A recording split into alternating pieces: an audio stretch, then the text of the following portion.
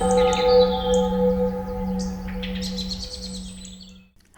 I'm Dr. Nancy Crupi. I'm a biologist with 15 years of academic research experience internationally, and I've been working on a lot of different things, and ultimately I have also had to overcome a lot of personal challenges. I'm here to guide you towards awakening and ego death. Ego death and trauma healing are the most important tasks we need to accomplish today for humanity. The second season of the New Earth podcast is going to be specifically focused on giving you stories so that you see the trails and what kind of breadcrumbs you need to follow for you to reach your own ego death, for you to reach your own trauma healing, and for you to embody your highest self finally. Let's start. Hello, everyone, and welcome again to a new episode of the New Earth podcast. I'm here today to talk to you about something that is I feel like in the last episode with Jade Levin, we talked about how to make the world better. And I feel like today I would like to talk about upscaling humanity. So what does that mean? I'm a biologist, as most of you probably already know, and I perceive the world very much as based on biology and physics and forces that travel in cells and fractals that form, and I've written a book about this that is called The Fractal Universe and the Theory of Everything. So this is really, the universe is just keep scaling up, it just keeps scaling up and creates new systems out of, smaller particles, and then it creates a conglomerate, and then it creates a bigger system, and then, and after a while it makes sense, because we all started from being unicellular organisms like bacteria to become then multicellular organisms to then the body that we have today, that it's so complex, like we have all of these different cells in our body that do all these different functions, all these things, different things, and all of them are in these different compartments that are meant to do certain things. And so ultimately humanity is supposed to be that way as well. And I feel like there are two levels of doing this. One is the level of the ego, and the other one is the level of God, of actually upscaling the actual holiness that we are, the actual purpose that we're supposed to have, instead of simply suffering inside of this system and doing things in ways that are ultimately very painful for everybody. And so I like to really give always the example of the red blood cell, of the cell in the blood, that not, if the cell that is moved by the blood around the body, if the cell doesn't understand that it's all a flow, that is gonna accumulate things by going through the blood and then lose them and then accumulate them again and then lose them, because that's how our body gets oxygenated and how the CO2, the carbon dioxide, gets eliminated. And so we are in a system like this already, in which we accumulate and then we lose, we accumulate and we lose, or we are channeled into flows of things that we don't see and we don't understand. And so we are already in a sort of body, but right now we are in a body that is not even functional to itself. We are at a stage in which we're trying to, and I feel like we had stages. This goes in waves, like it's like our body right now. Our body, the body of humanity, has a cancer. So that's the main problem we're having, that there are various parts of the globe that have different functions, so we don't understand what kind of functions they have. And everything is supposed to be like this. Everything is supposed to have different functions, and there is supposed to be a different potential made by different salaries and different incomes and different things. And it's supposed to be like this. It's supposed to be that there are rural areas and cities, and there are countries that are like lesser developed than others and more developed than others. It's supposed to be like this, in the sense that this creates this different potential that creates movement, because when things are steady, nothing moves. But at the level at which we are right now, things are just getting toxic, and we're just suffering because we are at a stage of the ego. And so the ego makes everything for itself and tries to drain resources from from the body to survive on its own. And that cancer obviously is that oligarchy that we always talk about, like the people that they're greedy and try to accumulate. But we're not talking about, I feel like it's a very sensitive topic and very difficult topic to touch on, because it's not that all people who are wealthy are bad people, in a sense. It's like, and again, like this bad and good, I always talk like this to just make things simpler. But again, the body is supposed to be like this, but there are things that are not supposed to happen in a certain way, as much as we're not supposed to have a cancer. Like a cancer is supposed to be cleansed and cleared out from our system, and if we don't, then what happens is that we're simply going to the cancer is going to drain more and more resources and grow and grow and grow. And so what does it mean to upscale humanity, and instead of having these cancer? I feel like we've been talking a lot about in the previous episode about the matrix as well, and subscribing or unsubscribing the matrix, and what does that mean. And I feel like most people don't really understand what the matrix is, because it has different levels and different layers. And again, we talked about this. Check out what is the matrix in the season 1 of this podcast. But what is really the matrix has different levels. I feel like we survive in the world, we live in the world, and the truth is really the truth.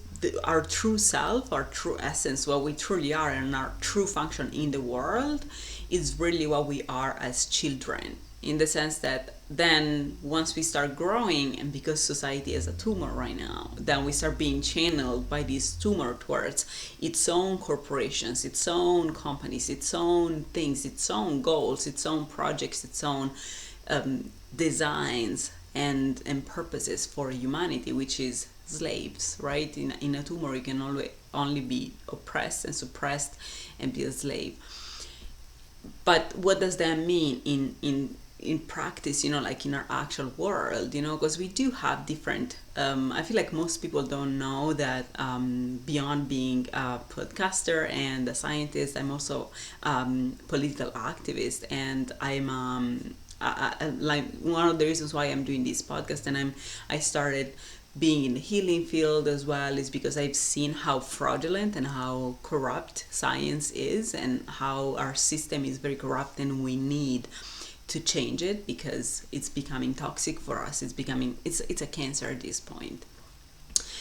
And so we really need to change things. But how do we upscale humanity in a way that it is not how it is right now, and we actually upscale it in the way in which it's supposed to be, because we can grow as a mass of cells that doesn't make any sense, like a cancer that is supposed to be just cut out and removed, or we can grow as a multicellular organism, like with a body and a liver and a pancreas and a stomach and all of these beautiful functions that we have in our body. That's, our body is a perfect machine, and when we have cancer, we realize that there's something wrong. And ultimately, and this is just a little parenthesis here, I feel like most people believe that cancer is a disease, but cancer becomes a disease, and a deadly disease, only if we don't take care of it on time. Because cancer is really a mechanism that our body uses to get rid of things that are toxic. And this is important because at the level of humanity, we do the same. The earth does the same at every level. And so at the level of our body, what happens is that when we have pesticides, for example, when we ingest or we breathe or we come in contact with things that are toxic for us, which can be chemicals, or it can be energies that are toxic, or it can be stress, it can be different kinds of things that ultimately perturbate the cells, the cells in our body, and the cells have to kind of like absorb these negative energy or chemicals or things that ultimately is not good for them, and so they have to internalize it and absorb it. But after a while, these things, if they accumulate, they start messing up with the processes of our cells, to the point that they get also to the DNA, and they start causing mutations in genes that are actually important to keep the cells having their function in the body, right? And so a pancreas cells is supposed to be to do certain things in the body, you know, to produce insulin in response to glucose in the body. So that's what the cell does. If suddenly something enters that cells and makes it become lesser functional and starts mutating that cell starts not having its function anymore, not producing insulin as it should, or not responding to glucose as it should, or it starts growing, because our cells, the cells in our body, are supposed to be attached. So every organ, every tissue and every organ in our body is really made of these basal membrane, and then on top of it there is a layer of cells that are usually the stem cells, and then on top of it there is cells that are differentiating and changing, you know. And as the cells change, and this is depending on the tissue, there are different morphologies of the tissue, but how the cells differentiate in our body and start becoming more and more mature and more capable of actually having the mature function they're supposed to have. Like we humans, you know, we go from being children to becoming adults and actually have a function in society. So initially the cells are very multipotential as children. They're very multipotential, they can do anything they like, and they tend to have a metabolism that is very fast and very, you know, they need to grow and they need to duplicate and to grow and to duplicate as much as we do when we reach the age of reproduction as well. We need to duplicate ourselves, to replicate ourselves. And so the same things happen at the cellular level. So our cells, really what they do is initially they are stem cells, and then they differentiate and become more and more focused on having a specific function in our body. Once they do, they stay attached to this basal membrane, and they build junctions with one another, like a network of cells, so they can communicate with one another and tell each other what's going on and coordinate effort to have, as a community, a function, right? And so as a community, they have a function that is ultimately meant for the whole body. Even if they don't know, they just receive things to do, and they're like, okay, let me do this, and they do this, right? And they have an input and an output, and they do that. And so this happens at the cellular level all the time.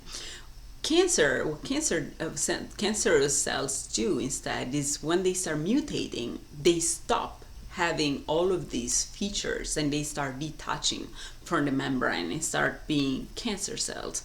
Because there are different stages of cancer, obviously, but the very first stages are stages in which the cells don't respond anymore to the stimuli as they would, and instead of being still in this state in which at this point they're not growing anymore, they're not duplicating anymore, they're just being themselves as they are, steady, still, always the same, and having this constant function, right? Input and output, and communication. A cancer cell is a cell that does not have all of those things, and so does not respond in the same way, and it starts believing and being capable of growing more than other cells and believing that they should. That's the ego, right? The grandiosity. So the cells start accumulating mutations that are in genes that are necessary to keep the cell in that stage and to stay exactly as it is for the whole time. And so when these things accumulate, and it's not the cell's fault that all of these toxic things accumulate, the cell becomes cancerogenic, so cancerous. So what happens is that basically the cell starts acting in a different way and starts having a metabolism that is very different from the rest of the cells. And this is important because in our body, every cell has the metabolism of the cell, which is the way in which the cell uses energy, uses glucose and protein and fats and things to propel its own processes. That is usually coupled with the cell state. So if the cell is reproducing or duplicating itself or growing, the cell has a certain metabolism. If the cell is not doing all of those things anymore, it's already differentiated and is already having its function and is not growing anymore, then the metabolism switch. So it switches to a different kind of metabolism that is kind of like lesser fast in a sense. It's more slow because the cell doesn't need to grow anymore. And so cell growth and differentiation are very tightly coupled with metabolism. So instead, what cancer cells are do is they change this coupling. Basically, they uncouple their metabolism and their state, and so they can differentiate even if they have a certain kind of metabolism, but they cannot switch metabolism anymore. And so what happens is that basically these cells become capable of doing things that a differentiated cells should not do anymore, because they start becoming capable of growing again and of duplicating, and they shouldn't, because they're already differentiated cells. And so we don't need cells who are differentiated to duplicate themselves, that happens at a certain age, not afterwards, right? So that happens. So when, as much as humans, if we try to reproduce later in life, we're gonna have children with potential mutations, because we are not supposed to do that so late.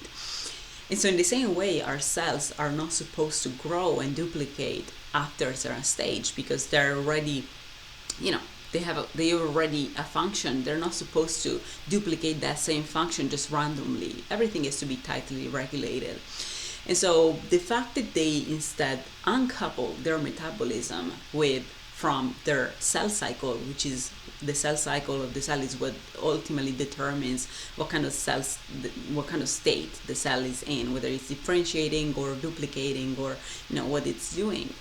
So this is actually a benefit. So why? Because how it works is that we accumulate these sort of cells every day. Every day our body produces cells that, because they have accumulated stress, because they've accumulated chemicals, because they've accumulated different kinds of stimuli and negative energy and negative stimuli that are ultimately negative for the cell, they've accumulated damage. And so when they accumulate damage, then they are not useful for the body anymore. So they have to be let go. And how does that work? How can the body differentiate between a cancer cell and a normal cell to just get rid only of the ones who were cancerous, right? And that's the trick.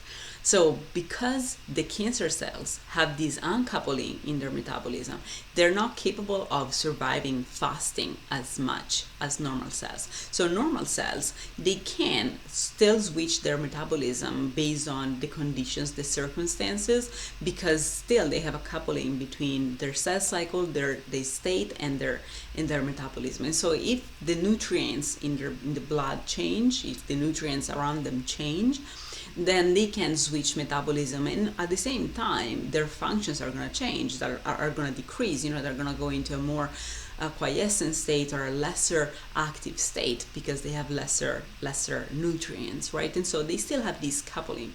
And he said cancer cells have an uncoupling, which is basically the fact that cancer cells, because they have switched in order for them to duplicate themselves and to grow, even if they're already differentiated, they can't switch their metabolism anymore. And so if the nutrients around them change, they can't take advantage of the nutrients that are available. They can't make sure that even if there is no glucose, they can use protein, they can use. So this is an uncoupling that is called the Warburg effect. And it's really what makes the cancer cells different than the rest of our cells. And this is genius, because this is how the body allows, through overnight fasting, the body gets rid of all of these cells every night. So what has happened in our society, in our modern society, and this is why we have so much cancer now in our society, is that instead of fasting overnight, we're constantly accumulating food and nutrients. We're eating it every time, any time of day and night. We drink alcohol any time of day and night, so we, like, especially drinking, we have this thing of drinking, like especially in the United States, and we'll see how and why. This idea of accumulating all of this constant sugar, constant food, and constant drinking, even if it's a juice, still it's nutrients that we're giving to our body every day, night and day. So we never do what our body is supposed to do, which is this overnight fasting that allows us to get rid of all of the cells, the cancer cells that we have in our body. Because of that, those cells that initially just have few mutations that just make them different enough from the other cells to be able to let go just by fasting overnight so that the other cells survive and simply go in a more quiescent state, in a sense, in a lesser active state at night, and then during the day they come back to normal as soon as we eat. Instead, the cancer cells can't adapt to that change and start dying, and then they become lesser powerful and weaker and weaker, and they start dying, and we just get rid of them. Basically, that's exactly how it works. But instead, when we don't do this overnight fasting, these cells accumulate more and more mutations every day, because we keep being subjected to a lot of stressors, to a lot of chemicals, to a lot of things that are really not good for us. And so what happens is that ultimately these cells keep changing, mutating, and becoming more aggressive, more capable of surviving. And even if probably fasting will still get rid of them, but if they become a mass. So what is a mass? A tumor is ultimately a mass that is not just a cell within a tissue where, is the only different cell, and with fasting we can get rid of it.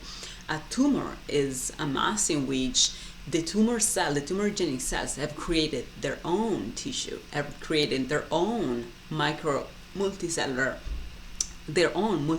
organism, and they're created their own capillaries, their own vessels. And so the blood doesn't just go through our body, and it goes also in the tumor. And in the tumor, the type of environment that the tumor creates is completely different than the environment that we have in our body. And so, but the cells of the body don't know. And so what happens is that then the immune cells try to go in the tumor, like as much as they will go in any other tissue of our body, and start seeing like, oh, this is very different than what I'm used to in the rest of the body, and they start trying to attack it. But then the tumor evolves strategies to go around it, to circumvent the immune cells, and to keep growing and growing and growing, and to ultimately drain us and withdraw resources from us, so that the tumor grows and we start being drained. Like basically it's the tumor that tries to replace us, to really, as much as basically a tumor as a parasitic relationship with our body, as much as a strangling fig as parasitic relationship with the trees that he strangles.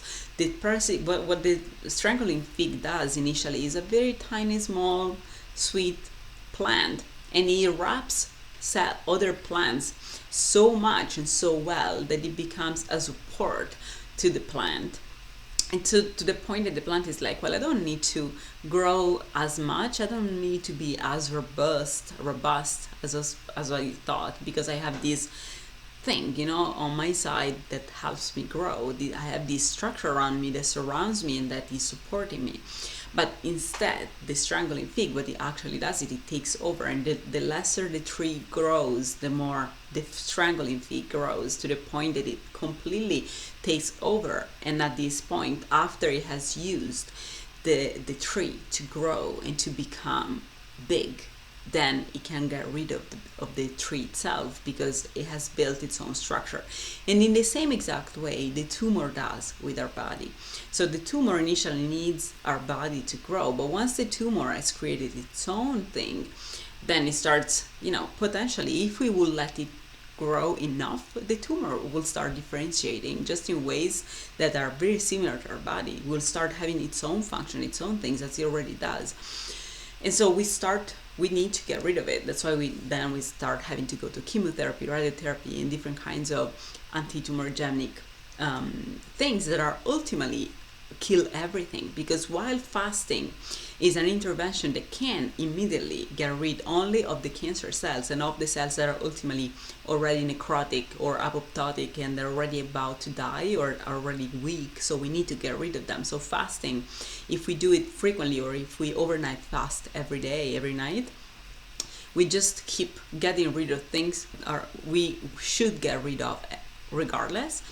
And instead, if we don't do that, what happens is that the cells, become more and more aggressive, and then at that point, we can't just with fasting get rid of a whole tumor. It's a whole mass. At this point, you need surgery. You need to cut it off because it's draining your whole body, it's making your whole body malfunction, and it starts going attacking also the immune system and preventing you from attacking the tumor itself.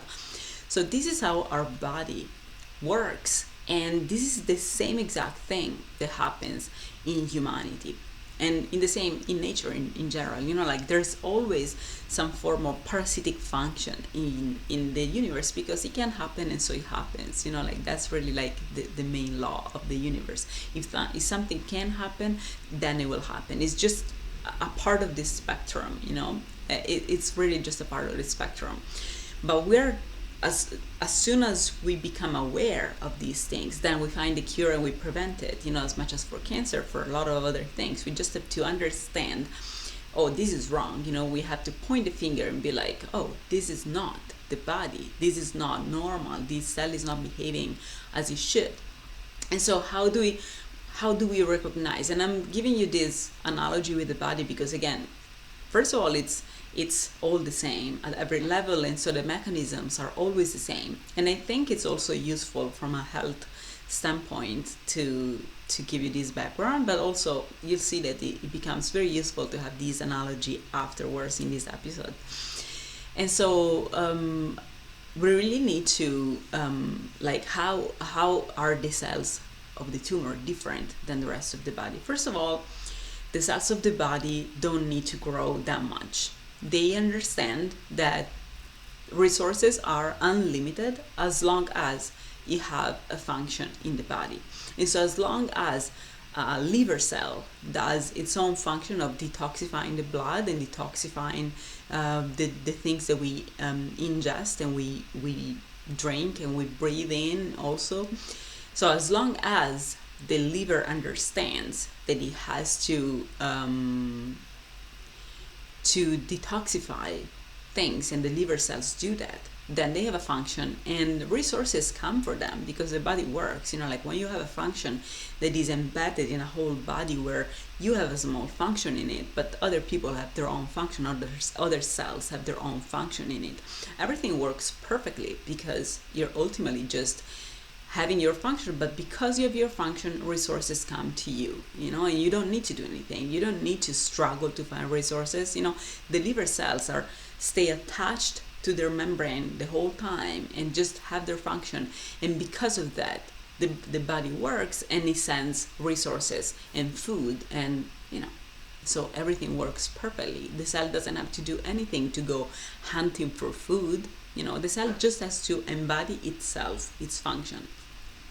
So what's the difference between that and a cancer cell? Instead, a cancer cell believes, because it detaches from the body, believes of being alone, of having to build its own body, its own mass, its own thing, because it stops having its function, it uncouples its function from its metabolism, and because of that, the body doesn't, it doesn't get fed as usual. It can't use the resources that the body provides as usual because it has mutated, right? But this is normal. Again, like in the body, for how the body works, this is normal in the sense that the body just simply gets rid of cells that do that, right, on time. And so this is just functional to the body itself. So don't be sad for that cell. So this is just functional for the body. What happens, however, is that the cancer cell believes, is really ingrained in a cancer cell. The cancer cell is designed, because its design changes through mutations. It's designed to not be able to use the regular resources as the other cells do, and to not be able to adapt to the circumstances anymore. And because of that, it starts fearing not survival, because it's completely detached from all the signals of the body, from all the network that the other cells have created. And so ultimately it becomes so detached that it becomes a cancer. And so what happens is that the cancer at that point believes of having to grow and to create its own mass, its own thing. So ultimately, the difference between the regular cells of our body and a cancer cell is that while the regular cells of our body understand that they don't need to take too much, and that as long as they have a function in the body, they are well fed, they're good, there is abundance, they don't need to take more than others. They're all equal. All the cells in a tissue, they're all equal. There are different functions, different types of cells, but within the same tissue, the same cells are all equal. They have the equal size, equal amount of nutrients come to them. They're all equal. They don't think, I have to build, I have to create a company, I have to create a hierarchy, I have to have people under me. No, they just simply exist, and by existing they have abundance, so they don't have to worry, they don't have to live in fear. They can just simply have their function, and by doing that they simply receive nutrients from the body. Okay, a cancer cell instead starts believing of having to grow because it can't grow, and so it tries to grow. It's like a sponge. Now it has mutations that allows it to grow more than other cells and to accumulate more than other cells and to not have a function anymore, but to do whatever it likes, because it can change function. The cancer cells almost go into a stage at some point in which they're almost considered like kind of like stem cell like, in a sense, like they're de-differentiated, we say, to the point that if they start de-differentiating so much, they can also reach a stage that is called mesenchymal cell stage, which is basically when they can and at that stage the cell can also move and migrate. It's actually literally capable of moving around. Like cells in our body can't really move anymore. Once they're differentiated, they stay there. And cell cancer cells, if they reach that stage, they can actually literally move and go around, and that's how then they create metastasis, and they metastasize in other parts of the body, and they create other tumorigenic sites, other tumors around the body. So if you wear an immune cell in the body, by going around in the body, an immune cell does not have the capacity, the big picture of understanding how the whole body works. Imagine you go around in the street and you're driving your car and you see houses and things. If you're at that level, you can't possibly understand that you're in the United States and that you're in California and that California is part of the United States. Like you don't understand that. You're just seeing houses and people. That's your neighborhood, right? So that's it. And so for an immune cell, it's the same. Like for the cells in our body, they don't understand how the whole body works until they go through the whole body and understand, oh, this is the tumor, right? And then they can say, this is the tumor, okay? But initially, they don't actually know because they can't really understand. They're just going through different vessels and they're seeing different cells and different things, and they're exploring and they're checking things around. So the immune cells just don't know, and they just go in the tumor and they're like, oh, a tumor, right? But then after they start going around, and actually our immune system has a whole way of maturing our cells, and the maturation of the immune cells, there are different kinds of immune cells. I'm gonna spare you with all the details, but they have to mature, and to do that they need to go through different kinds of they start from the bone marrow, and then they have to go in the liver, in the spleen, in the lymph nodes, in different kinds, in the thyme. So they have to go in different types of organs that are like the immune stations for them to be instructed and trained and understand how the world works. And so once they get trained and they become mature, then they know how to recognize a tumor, because then they go in the tumor and they went around a lot, and at that point they recognize, oh, this place is very different, than the rest of the body. This place looks different, and the cells are not doing what they're supposed to do. This looks not what what the body is supposed to do in this place. This is out of place, and so they start attacking the tumor because they realize that that's not normal, right? And ultimately, it's interesting that these tumors always come from something that comes from the outside, in a sense. Even if it's a mutation, it's always something that comes from the outside. It's always, whether it is a trauma, or whether it is a pesticide, or whether it is a chemical, or whether it is stress, or whatever it is, tumors are a response to something that comes from the outside. It may have come to you in previous generations, and so you're really expressing the result of generational trauma that expressed itself in the form of a mutation in your DNA that your mom gave to you, But like in general, tumors are not something normal in our body, are always something that come from something else. And that's why, in fact, the immune cells, recognize the tumor as something that is non-self. It's like, this is not normal, this is not how we usually are, this is not normal. Okay, so this is important to understand how to upscale humanity, and what I mean when I talk about the matrix, and when I say that the whole humanity has a tumor.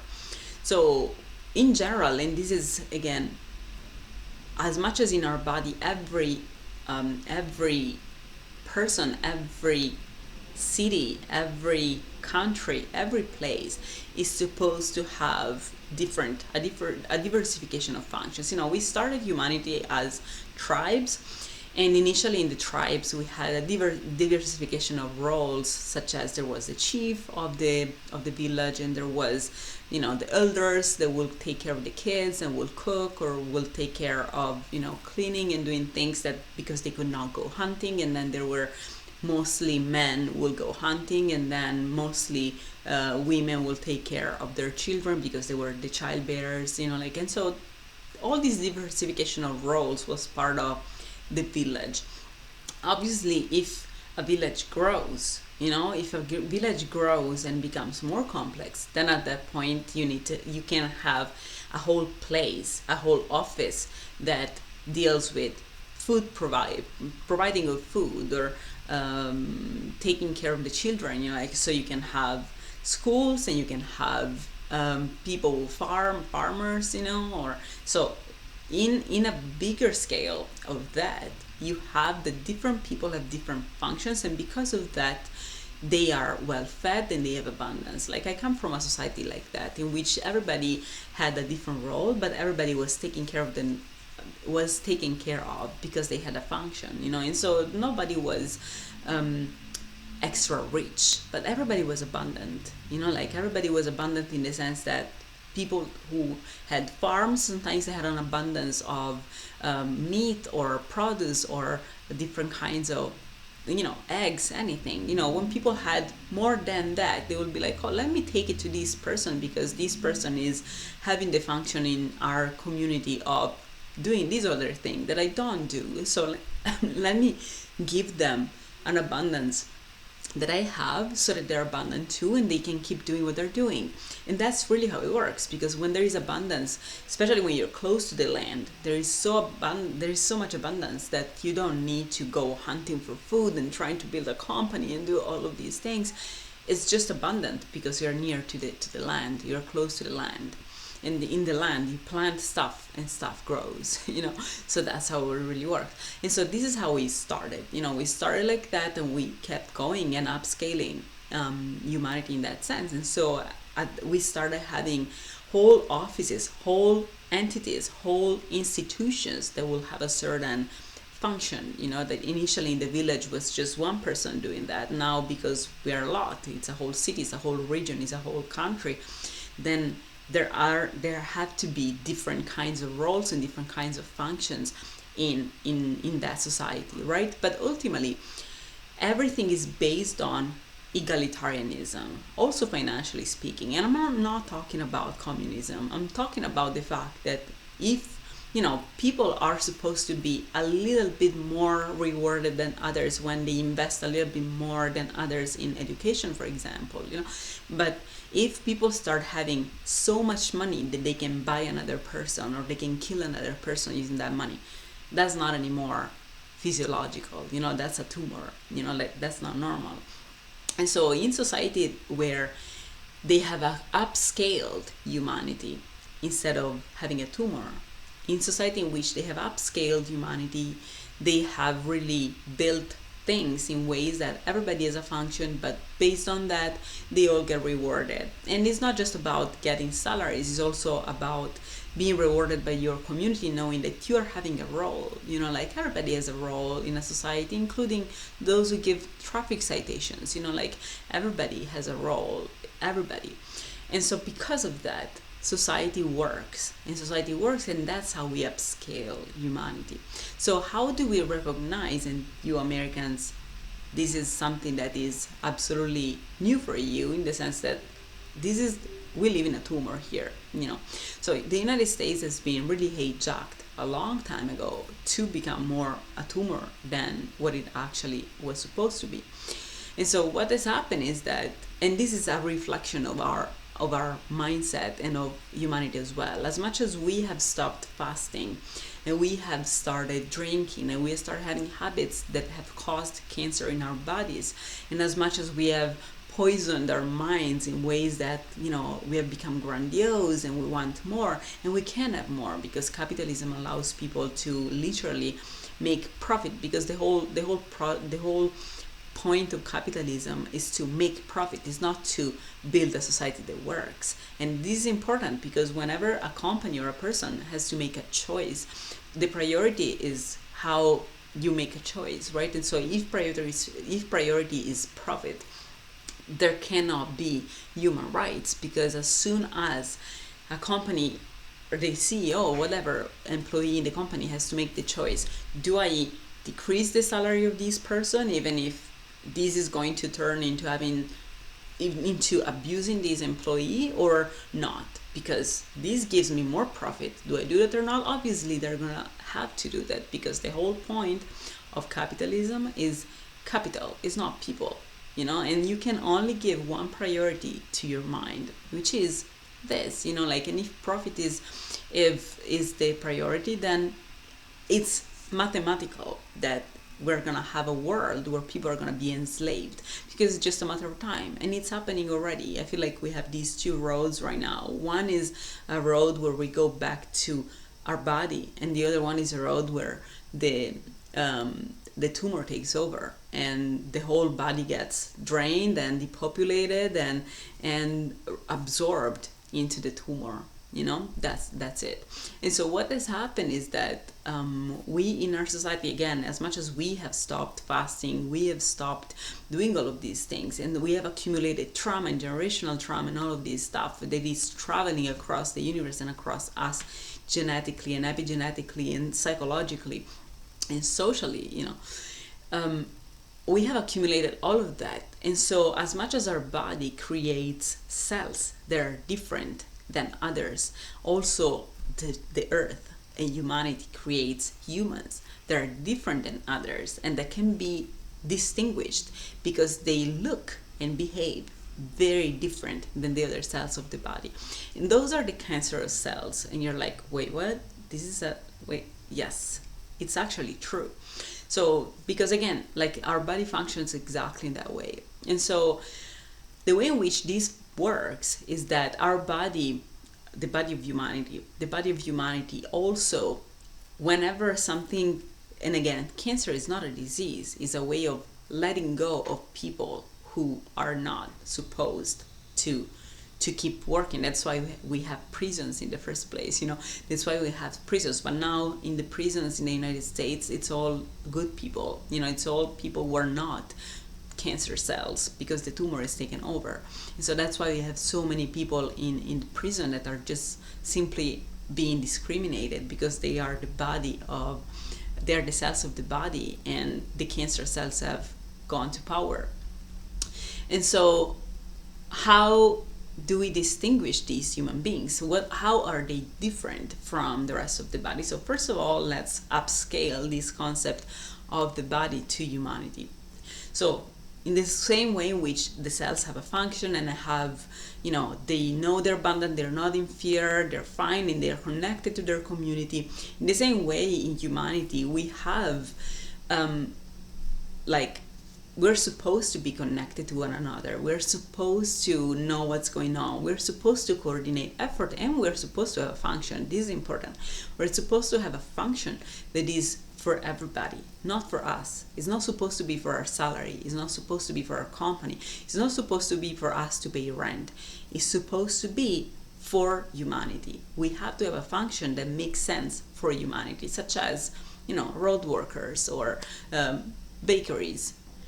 Jobs that are really only about profit and don't actually help humanity, such as doctors who become drug dealers for big corporations. That's not a function you need in your body. That's an imposter, Or politicians who pretend to do their job and instead are paid by corporations, or judges who are paid and corrupt by corporations. That is not a cell of the body. That is a cancer. That is a tumor. Okay. And so what we need to do is to understand how to differentiate between cancer cells and non-cancer cells, so that we get rid of cancer cells and send them to prison. This is important because we can't kill people, and we are not supposed to. We're supposed to retrain them so that they understand what they've done wrong and they become useful again.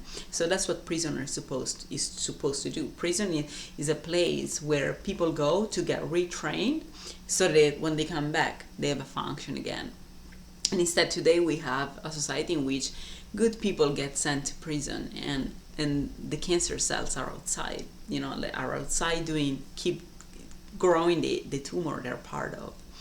But we can differentiate between these people because they have very specific psychological and physical traits. Yes, because ultimately, as I said, cancer is a result of something that comes from the outside. It's not something that comes from us. And even if it's a trauma that travels, ultimately also that is a result that goes to our body, right? And to our mutations and to our genetics and epigenetics. And those things have effects that are physiological and physical. And so the cancer we're dealing with today is Nazism. We have been dealing against this since forever. And I literally received divine messages for this in the past 2 years. Like, I received a lot of divine messages of God telling me that we need to really deal with this, because Nazism has never disappeared. It's always been here. It's always been present. It's just that it pretends it disappears, and in the meantime, as a strangling fig, it uses humanity to build the structure. And after it builds the structure and humanity gets used to this, lifestyle in which people can go and have fun all the time and don't actually be useful to the body they're part of and get, salaries and things, they don't realize that they're actually feeding the strangling fig that then strangles them. And in fact, in the past 4 or 5 years, we have been going through a lot of different types of depopulation, and a lot of different types of poisoning humanity, and a lot of different types of, replacing humanity with AI. And obviously AI also can have very good use for humanity, can be used as a form of way of building a network and having the same access to information, and this is beautiful. But it can also be used in AI, as much as a lot of other machines and things can also be used as ways to replace us. Let's see, and I don't want to say names of companies, but they're right now there are a lot of people being driving cars. Now there are companies making self-driving cars, which is fine, because driving is a very wearing kind of job that makes people accumulate a lot of disabilities also. But at the same time, if you don't give to those people an alternative, you're just simply not allowing people to have a job. And so we need to distinguish between these moves, And so once you understand that, you start seeing all of these different companies that do things in ways that are like, okay, you are not working for the body, you are working for the tumor. Because companies who work for the body are companies who, as much as a liver, as much as a pancreas, as much as a brain, they have a function, and they have the function that is meant for everybody. Their function is meant, it's something you need, something you could not live without, and not because you have an addiction, but because for your health is necessary, such as bread, and produce and fruit. And so all the things you need, or, roads, and all the things you need, that are not indoctrinated needs that you don't actually have the need for, but real needs, that are physiological needs, and that start from your body and from your mind and stem out from yourself, and become needs that are also bigger, such as having a house, that goes beyond your body. But you need to have a house. You want to be, healthy and nice and kind and cozy, right? And have your own family, your own things. So all of these needs are basic needs for humanity. Even the fact that in the United States house is not a basic need is actually crazy, because this is how the tumor begins. This is how the tumor begins, when you tell people that they don't need to have their basic needs, that they don't need to be attached to the basal membrane where all the other cells are, that they don't need to be cohesive as cells are in a tissue, that they can be individualistic and do their own thing against everybody else and aim for profit. That's how a tumor behaves. This is not the body. This is how a tumor behaves. And so how the actual body, and now the United States is awakening from it. People in the United States are awakening. They're going back to small businesses, into community, into things. This is how it was already before the tumor wiped away this land to replace Native Americans with people imported from the outside through capillary vessels, as much as a tumor does, by importing things from the outside to grow the tumor. This is really how it worked. And so we need to understand, but unfortunately, when you are born and raised in a place that works as a tumor, how do you know? How do you know how the rest of the body is supposed to be? And that's when immune cells step in, and I'm an immune cell. So I'm an immune cell. I have traveled a lot in my life. I've seen a lot of things, and I have been instructed, indoctrinated in different ways. And I went through my own cycles of abusive relationship and abusive work environments and things. And I have realized on my own every time, this is not the body. This is, even if they sell it to you like the body, this is not the body. This is the tumor. And how do you recognize people and companies that are actually not the body but the tumor, so that you stop giving them money and you stop working for them? And this is fundamental, because right now we are growing a tumor that is ultimately trying to drain our resources to grow for itself. So first of all, the body is made of cycles, and everything is supposed to have a peak of activity and then a rest, as much as we need to have fasting overnight, and so companies that really understand it and that allow their employees to have their resting time and to be happy and to stay with their family and to actually grow as people and to differentiate as people, those are the companies that are part of the body. Companies that are part of the tumor instead are built as a concentration camp. So what they do is they attract employees that are naive and that don't know how to recognize the tumor from the body. Then once they attract those people there, they make them work in the lowest level of their company and corporation. And they built this sort of theme park where everybody's happy, everybody's fine, but it's a very fictitious reality. And as soon as you start telling the truth in these companies, immediately everybody starts acting weird, because everything is built in and sustained and maintained thanks to this false narrative of happiness and nice, which is the corporate world, what we call the corporate world. The corporate world is really the tumor here. And so in these kind of corporations, there is not an easy access to the other levels, because cells are not attracted cells. People are not attracted there to differentiate and to mature and to become adult cells of the population, to embody their own function in the world, but just to be used as slaves. And so as soon as people awaken, they're thrown away. They awaken, they're thrown away. And so these companies tend to have a high turnover of people.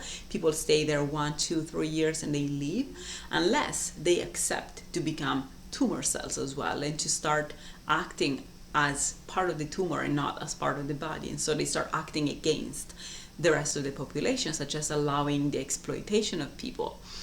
So this is when people are usually promoted to become managers. Otherwise, usually these corporations don't actually allow people to move from one step of the ladder to the other, to the next, and instead they tend to hire people directly to that level every time, so that people don't know all the different levels, and by not knowing the different levels they can't realize that the company is actually a tumor. Because what is a tumor? A tumor is a company that does not do the well-being of humanity, that is not working for the body, but it's working for its own grandiose needs, for its own tumor, for its own survival. And by doing that, it's becoming a strangling fig that takes and takes and takes and never gives back. And so these are tumors. So if we could see the world and all of these corporations as tumors attached on the face of the earth, we will see how horrific corporate world really is and what is actually happening to our planet. But because we are driving, at the level of houses and people, we only see this narrative of everybody's happy, everybody's fine. We don't see all these connections. We don't see all this tumor that is really against us all the time. So this is important because you can recognize the same kind of traits also in people. So first of all, people who are part of the tumor are people who have dark personality traits.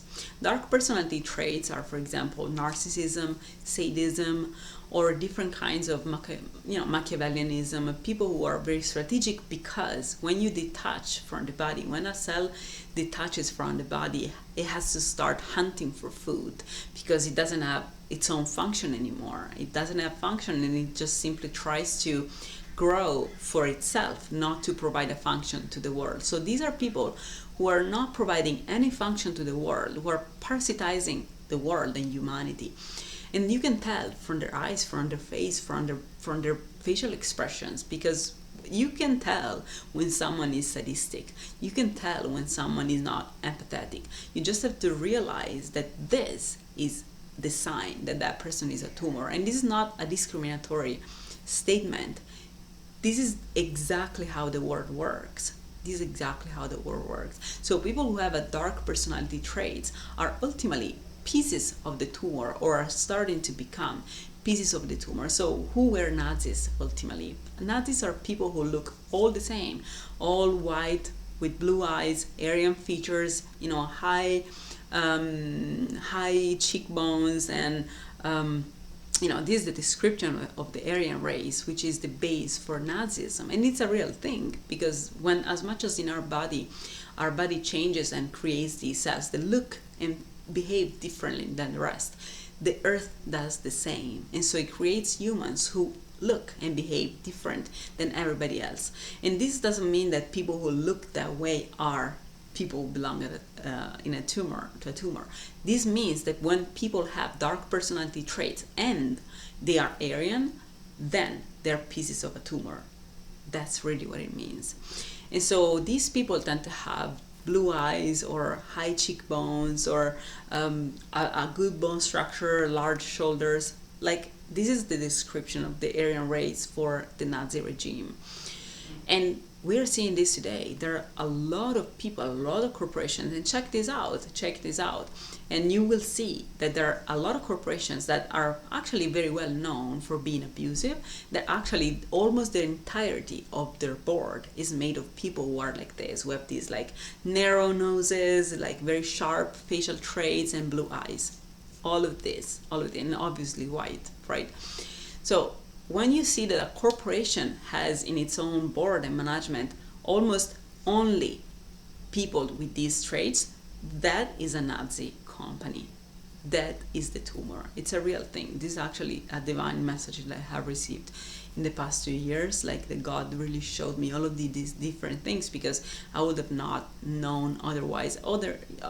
Even though I have unfortunately come in contact with a lot of these companies a lot of times. And so I know how they look like, I know how they act like, I know what they're doing. And that's why I'm a political activist also. But we need to know, as a population, we need to understand how the world really works. And you'll see now, go and check out the board of academic institutions, especially because these people are, unfortunately, the tumor has to take over the places that are needed for it to control everything. And so it takes control of science, it takes control of politics, it takes control of things. And this is important because now we are at the stage in which either we understand that, or the strangling fig is gonna strangle us because it has manipulated us so much to believe, through movies in which the protagonist is always an Aryan guy with blue eyes, so that we associate the good guy and the protagonist and the prince with a good, with them. And instead it's the opposite. It's the exact opposite. Like, this is how the earth tells us this person is different. So when you see people who have dark personality traits and are very sadistic or very Machiavellian and stuff, those are people who need to be re-educated, or they may actually be completely sadistic at the genetic level. And sadism is a psychopathy that is actually also has underlying genetic reasons, genetic basis, genetic and epigenetic. And so genetically speaking, there are people who are more sadistic than others, and there are people who are only sadistic and zero empathetic. So what do you think a person with zero empathy and 100% of sadism is going to do in society? It's gonna kill everybody. Like, what do you think is gonna happen, right? So these are people that we need to realize that really exist in our world. And you can see that. I'm sure you have seen that already. There are a lot of politicians, unfortunately, that are exactly like this, but be aware, be careful, because there are also people who look like this, and they're simply, they're not Nazis, like you can tell, like, so when people are sadistic is really something you can say in their face. Those are people that even if they smile only barely, like they have a special way of moving and smiling with their eyes that really doesn't give you the feeling of empathy and joy. They are not capable of feeling joy. So when you smile and you're joyful, look at your eyes, look at your face, look at how your muscles contract. Look how people, when they're joyful, react and act. And once you see that, see the difference. There are certain people that never show joy, and even when they smile, they never show the real full smile that people who are empathetic show. So this is important because we are at a stage right now in which we need to upscale humanity again, because this goes in waves, as much as tumors go in wave. Our body develops cells, and then we go through fasting at night, and then those cancerous cells just are let go, right? So if we don't go through fasting for a long time, after a while the tumor takes over so much that it is the tumor that drains us and sends us into fasting. And that's what is happening today in society, like with recession. Recessions are not random. These recessions are induced from the top. And so once you understand that and you see all of these differences between the different companies, you have to just stop buying their products, stop doing what they tell you to do. So when you see these things, when you see that there are companies who have this kind of behavior, that company is a tumor. You should immediately stop buying their products, stop doing what they tell you to do, including if it's a politician. You have to stop listening to the tumor, because the tumor pretends to be part of the body, but it's not. And so once you understand that, you just have to change, redirect your resources towards the body. And for example, right now, and we had this for a long time, because the tumor in humanity has reached the bone marrow. What is the bone marrow? The bone marrow is the place where immune cells are produced, like me, and so when in the bone marrow, which is where the healers are produced, when in the bone marrow there is a tumor, and now there are a lot of people who are faking to be healers, and they're not healers. When that happens, that means that the tumor is metastasized to the bone marrow, and that's a dangerous stage, because then you get a leukemia, and at that point it's a lethal pathology. So to really handle this before it kills us, we need to really understand how to recognize the difference between real healers and false healers, real politicians and false politicians, real everything, real and false. Because ultimately the tumor is an imposter. It's just pretending to be part of the body, but it is not. It's trying to build something on its own. And so capitalism, unfortunately, is the environment of the tumor, because the tumor cells can keep growing and growing even if they're not doing the best for the world. Because in a society that works, cells grow thanks to the fact that they're useful to society, and so people around them recognize that they're useful, and they bring them things, and they bring them gifts, and they bring them stuff. And that's how the body works. In a society in which you are rewarded with a salary no matter what you do for society, and actually you can actually do things that go against society, and the more you do things that go against society, the more you're paid. That's not the body, that's a tumor. Okay, that's a tumor, and we need to recognize that. And so we need to start really understanding that we need to keep, instead of giving resources to the tumor, we need to give resources to the healers. We need to give resources to those who actually have a function, which can be people that are they heal, people that bake, people who have basic functions in the world. They were like, oh my gosh, thanks to you I'm alive, thanks to you I'm happy, thanks to you. And this includes comedians, this includes entertainers, this includes everybody who makes us feel good, who makes us feel good, and it gives us healing, and it gives us food, and it gives us things that are basic for us. Those are the people we need to give our resources to. Everything else is a tumor. And if you give money to a strangling fig, and if you water the strangling fig instead of watering the plant, you're gonna end up strangling yourself, strangling the plant itself. The problem is that these two people right now, we live in the same place, because this has reached the mind level of a lot of people. Like now sadism is a real illness that is spreading so much through TVs, through movies, through video games, to our kids. And so sadism and individualism, which are the first mutations for a tumor to even exist, those two things are happening so much. And then Machiavellianism and fear-based modalities and the ego and all of this stuff, all of that is tumor. And so once you understand that, you need to really stop like draining the tumor and start giving back to the body. Because if you don't do that, the tree becomes weaker and weaker and weaker, and after a while the strangling fig takes over. So how do you do that? You do that by recognizing people from their eyes, from their facial expressions, from their behaviors. So people who are sadistic, who are Machiavellian, and who are manipulative, and who are have dark personality traits, are ultimately people that can fake it for a little bit, but they can't be the same all the time. So whenever you see that people are, they go into cycles of abusive relationships in which they abuse others and then they change partner, they abuse others and then they change partner, like that is already the sign that these people are not, they have to fake it for a little bit, the honeymoon phase. Same for companies, like companies that force people into turnover constantly, that company is toxic. You should not buy anything from them. You should not go work for them. You should not give them anything. You should not listen to their advertisement. You should drain resources from them.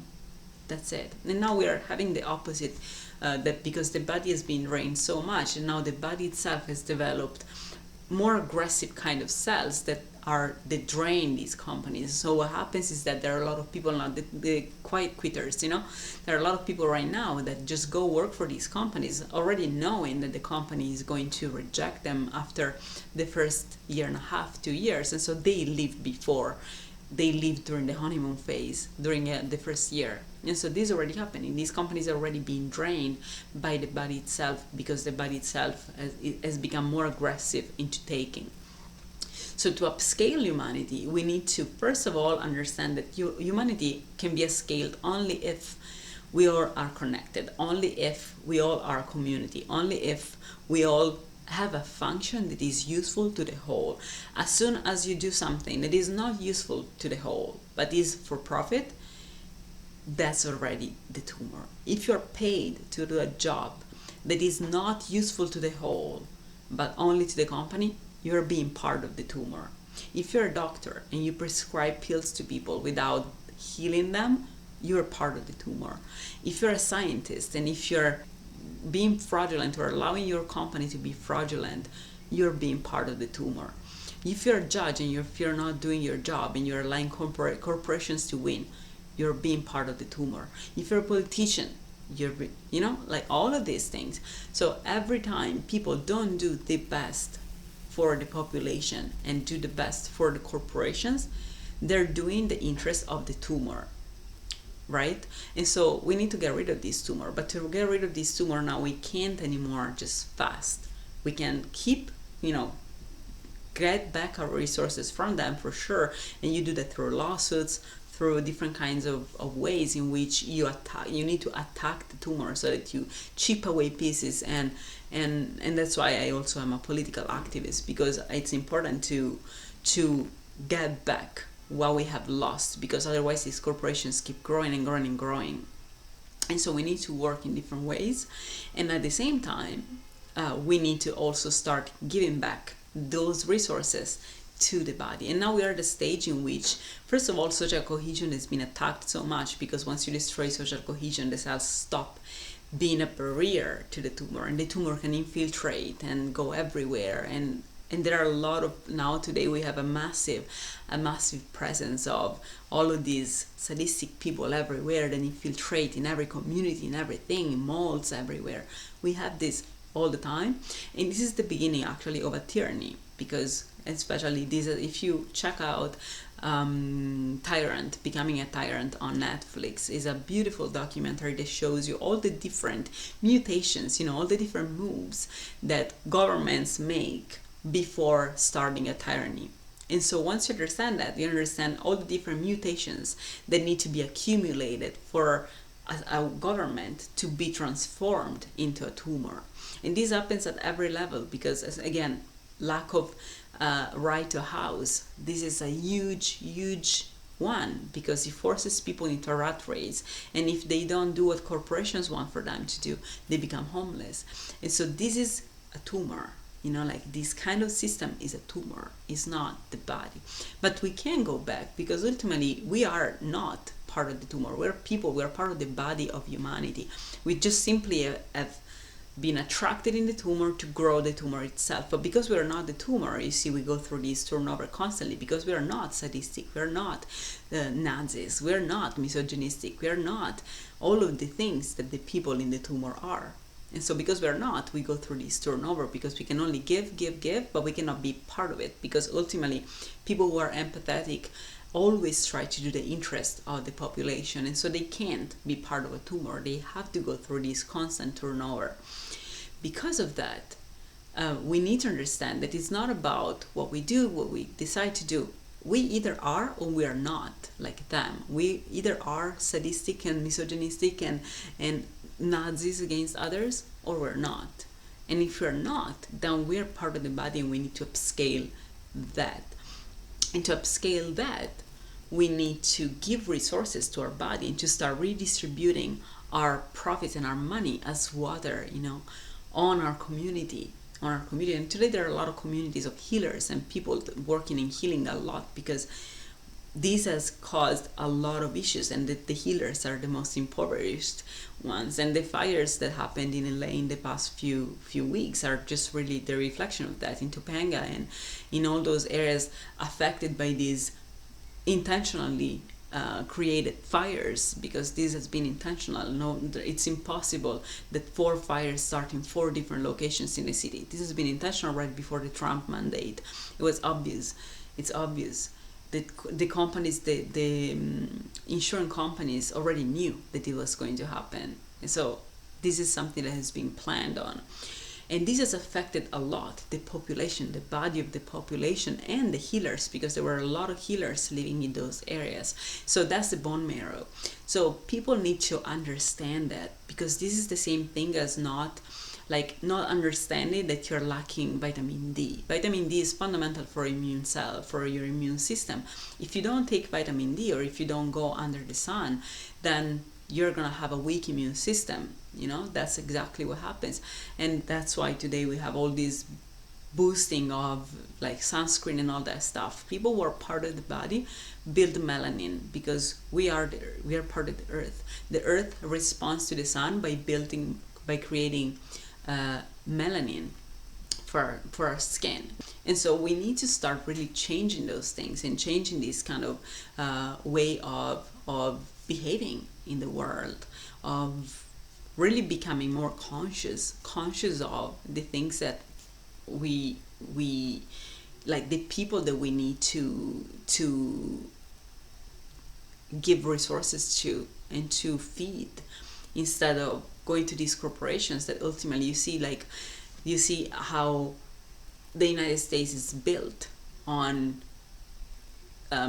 companies that keep feeding people and overfeeding people with sugar and with things. Like, the first thing that happened, like when I first got here in the United States and I first had the very first like breakfast, those buffet breakfasts at the employer sites in the corporations, the first thing I noticed was like, oh my gosh, these portions are huge. It's like in Italy, a croissant is 1/4 of a croissant. Here, how can I even eat one by myself? I'm not supposed to, right? But instead, the idea that the whole croissant is for one person makes you believe that that's for you. That's one portion, right? In Italy, one portion is 1/4 of that. And so these corporations know, the governments know, like research on human beings have been done for hundreds of years. So if corporations and governments are using that knowledge, the knowledge they have, not for the well-being of humanity, but to build things that are ultimately forcing us to have tumors so that they can sell us a chemotherapy that ultimately kills us, then they're not us, they're the tumor. So anybody who does not do basic functions for humanity and instead tries to farm pathologies, to farm stress, to farm humans, that is the tumor, because these people believe they're separate. They believe they're separate from us. They believe they're superior to us.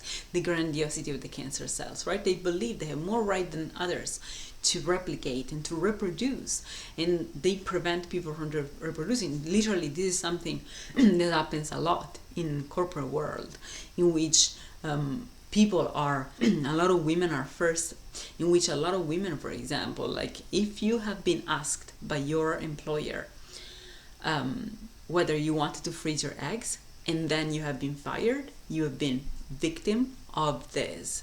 What they do is basically, these companies, they literally are Nazis, and so what they do is they try to only allow people who have Nazi traits to reproduce. And so, for example, this happens to a lot of women who are in fertile age, and these corporations intentionally run these programs for reproductive rights. They run these programs just for women to tell them, yes, I want to reproduce, I want to get pregnant, I want to have children. 6 months later, you're fired. 6 months later, you're fired. And that's because you said that you want to reproduce with the bait of the company paying for you freezing your eggs. And then after 2 years of you gaining weight and becoming depressed and losing all partners and losing self-esteem, that at that point your capability of reproducing is near to zero, then the company rehires you. That's how it works. So if this has happened to you, you should start a class action against these companies, And this goes in a lot of different ways, because tumorigenic cells try to drain the body. They start from misogyny, they start from patriarchy, they start from things that are ultimately meant to prevent women that are part of the body, that are not sadistic, that don't have dark personality traits, from reproducing. And so what they do is they target women in fertile age constantly with stress and a lot of things that raise their cortisol, and they prevent them from raising to the top of the hierarchy, and they prevent them from being promoted, and they fire them right before they can have children. They fire them right before, when they're married, or when they got divorced. Like, they do all of these things intentionally, these companies, because they're ultimately led by people who have this idea that only people that look like them, like the tumor, can reproduce, because the rest is an enemy, and the rest of the enemy for them is the body. So we need to reassess these things and remember and be able again to evaluate who is part of the body and who is part of the tumor.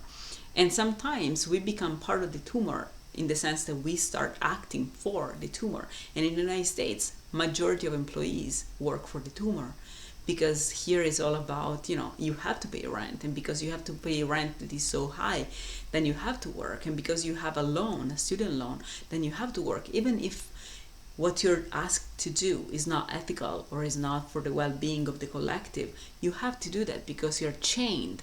You're stuck with these chains made of loans, made of needs, made of dependencies, made of addictions, made of social status. These are all the reasons that push you and they force you and they coerce you to ultimately do things that you will not otherwise do. But that's not the body, that's the tumor. So when you see these sort of things, you have to stop, because you're ultimately feeding the strangling fig. So I feel like this episode is very broad, like I went through a lot of different routes and things, but ultimately the ultimate message I want to give everybody is that really this is not about good or bad. It's about survival, survival as a plant, as a form of humanity. It's about upscaling humanity to a level where we're really happy and joyful and peaceful. But to do that, we need to feed the cells of humanity, and to prevent people who want to create a tumor from doing that. And we need to be able to do that, and we need to start doing that. Because if the entirety of the cells of the body work for the tumor, after a while, all the cells of the body are going to die. And so people have to awaken, people have to awaken and to start really remembering that they're part of the body, and look around them and be like, oh, these are my neighbors, I need to support them, I need to be nice, I need to give and take, like this is necessary. This is necessary for us to be able to survive and to thrive and to upscale humanity, instead of allowing a tumor to suck and drain things from us, and to strangle to strangle us day after day, and to depopulate us, and to give us chemotherapy, things that ultimately just kill us, instead of just allowing us to have our sacred space, to have our cycles, to have our fasting, to have our healthy life, and keep selling us cokes and things that are really not good for us. So I hope you guys enjoyed this episode, that I feel like was a little different from the rest, but it was very also about the next step, because in the previous episode with Jay Levin, we talked about building a world that is better, and to build a world that is better, you need to also recognize who is preventing us from building a world that is better, and who is forcing us to really become a whole, drained, dry land.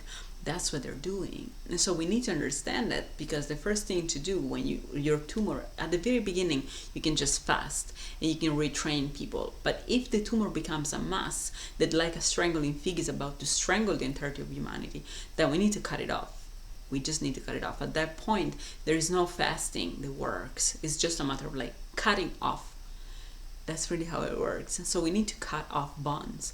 And to cut off bonds, we need to go back to the body, which is the small companies, the small corporations, and it's not just about small, because there are some corporations that are big, but they're doing good things, So it's more about how the corporation really functions, and how the non-profit or the people around you, even just one person, like how they function. How do they function? Are they empathetic? Are they compassionate? Are they joyful? Joy is the main thing you need to look for. When people are not joyful, but they pretend to smile, like they smile with their mouth, but they don't smile with their eyes. Or when they smile with their eyes, they use this muscle that is more like, it looks like a cat trying to make a cute smile that it doesn't have muscles for. When people do that, those people are sadistic. You need to see that, because these people are everywhere. Like there are people like this in the healing community, there are people like this in the politicians, there are people like this everywhere. And it's important, because otherwise we may, ultimately, as much as in a narcissistic abuse kind of setting, because this is a form of narcissistic abuse, is a parasitic kind of relationship. Ultimately, the last thing, that the strangling fig whispers to the tree is, I am the good one, you are the problem. And so there's always this projection ongoing. And so in society, whenever you see that people intentionally badmouth others, or intentionally try to tell you this other person, and try to take people down all the time, like passive aggressively, or smear campaigning and all this kind of stuff. When people do that, then you have to understand that these people are really not doing the well-being of humanity, because this is not how the body works. The body works by retraining, by make people understand, by educating. That's how our immune system works. That's what I'm doing, like educating people, by re-educating people in various ways. Like there are various ways of re-educating, including prison, for example. Like re-education is necessary, but smear campaigning or telling, like there is a huge oligarchy that is taking over today, seriously. And it's that those people are usually the ones that are really the problem, and they pretend to be the good ones. But if you look at the facts of what actually happens when they're in charge, or when they are at the head of their company, or their governments, or their whatever business, or when they deal with others, you see that everybody has to tiptoe around their ego, and there's a lot of discrimination, there are a lot of wars, there are a lot of conflict, a lot of drama. When that happens, that really means that that person is Machiavellian and sadistic and narcissistic, and those, because of that, it has to project on everybody else for being wrong, in a sense. So I feel like this is enough for today, and I hope you guys enjoyed this episode. And as usual, you can find me at 360holisticcoach.com. Please check out my services and see all the different kind of psychic healings that I provide, and my coaching services that are so important. I feel like today everybody should have a coach, because it's not just about, going to therapy can be useful, but also coaching and holistic kind of medicine are very, very necessary to survival and to thrive in society.